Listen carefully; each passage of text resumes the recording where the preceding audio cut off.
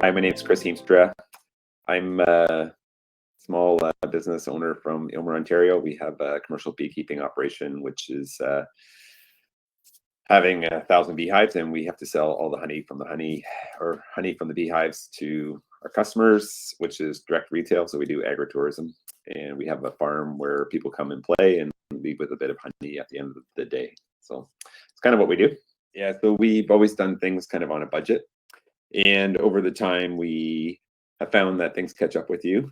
And we've used a lot of temporary storage solutions to our problems and just short-term planning because we didn't know how long we would continue with this. And what's happened is our daughter is joining the business. And so we kind of feel like we need to invest for the long term and get rid of all the little temporary short-term solutions in the future. And so the dream was to have kind of a new location where we could have customers coming into the farm. Yeah, it's just the way things kind of evolve over time. You get bigger than you expected. The big dream was to put up a big barn and to use it for a combination retail space, education space, and food services and bathrooms and all those kind of things that goes along with agritourism. So we met with Krista here on a busy day or moderately busy day in October. And then we talked about our dreams. They kind of, we had an online Zoom meeting because it's COVID days. And they kind of talked about or asked us a lot of questions to try to drill down and see where we wanted to go and what we thought were some good ideas. And then they kind of went back and did some homework. They checked into building codes in our area. They looked at issues around fire and access for emergencies and what potential things we have to think about. They laid out the kind of expected costs for different areas of the project, so they broke it down and kind of came up with kind of their conclusion of the matter. So that took about 4 or 5 weeks, and yeah, this gave us some insights that we didn't have before we started earlier the process. I didn't have any concerns that I can think of.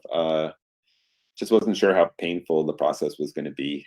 It's kind of like what I was worried about. It wasn't a painful process. We basically met Krista on site, and then we met on Zoom for one meeting. And then I think there were some questions we had to answer by email. So going in, probably if I had to do it over again, I would have taken. See, the problem is the process is how you get the information out of the person, and we didn't really know how much square feet we would like to have. And then we didn't know what the building cost was per square foot roughly. And so we gave information out there, which was a dream. And then the reality of a price tag, I think we were in the range of, between $5 and $8 million if we really wanted to do what we really wanted to do, which probably burned up a lot of time, which I wasn't ready to drop $8 million. Like if I did, I'd probably buy some chicken quota or some dairy quota, which would be a much better return on the investment.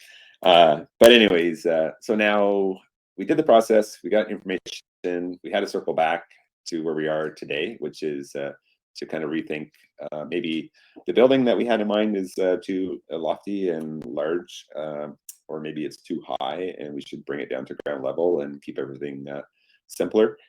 I was pleased with the amount of detail that came from it, and I was pleased with there's a fair bit of reporting that came from VELD.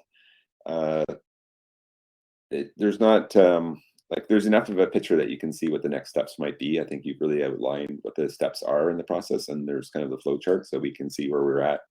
And then if we have in mind when we want to, be shovel ready, then the longer we delay, you can see how it impacts the flow chart on the other end. So it's kind of like I hear a big ticking clock behind me, and that's the time that will get burnt up, working through plans with the township, working with plans for our own, and then working with quotes. And there's a lot of steps that I'll have to get laid out and be done in the right order. Otherwise, you'll end up just sitting, waiting for this or waiting for that. So yeah, those were some things that came from the process, because we've never been through the process before. It was my idea to so Christy's not here, so she can't say, yeah, you're right after all. But anyways, it was my idea that we get a professional on board to just basically, drill down explore the idea, see if it's something we want to do or not do, but at least doesn't make you overcommit yourself to a project and then get partway into the project and then say, oh no, this is not what I wanted. So I think it helped Christy and the rest of the family kind of all be on the same page, as where I was at with my head. So yeah, I think it depends on your project that you're trying to do. Like if you're going to do a barn project, I think there's a fair amount of experience. We heard from one of our friends who's used VELD, and so it's a relationship kind of business. And so based on his character and his experience with VELD, then I can say, okay, VELD will be perfectly fine. I don't need to worry about it. And you have that kind of platform of trust that you're stepping off of, and you know that it will go well. So I would recommend VELD to anyone that was even considering the process, because it might seem like an investment for someone that's starting out and they want to put the money into something solid, something that you can tangible. But I think there's a lot to be said for taking your time a little bit and going through a 5-week process before you really get rolling. It could at the end of the day save a lot of grief and heartache